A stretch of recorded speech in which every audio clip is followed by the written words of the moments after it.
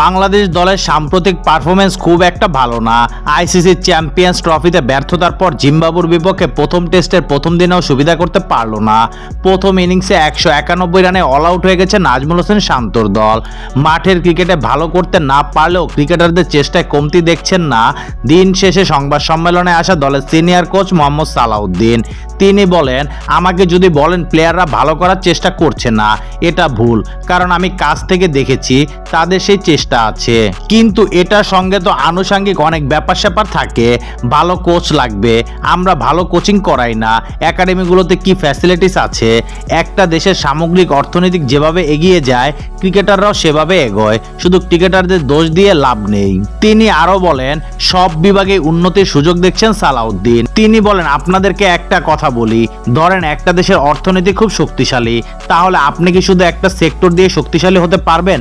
আপনার ভালো অ্যাডমিনিস্ট্রেশন লাগবে, রাস্তাঘাট ভালো লাগবে, ভালো মানুষ লাগবে, সব কিছুই লাগবে। শুধু অনুশীলন করে চেষ্টা করলে হয় না, আরো অনেক কিছু লাগে, যা আপনাদের সামনে আমি বলতে পারবো না, উচিত না বলা। দ্রুত ভালো করতে হবে, কারণ একটা দেশের ক্রিকেট স্ট্রাকচার কেমন সেটা দেশের জাতীয় দল দেখলেই বোঝা যায়।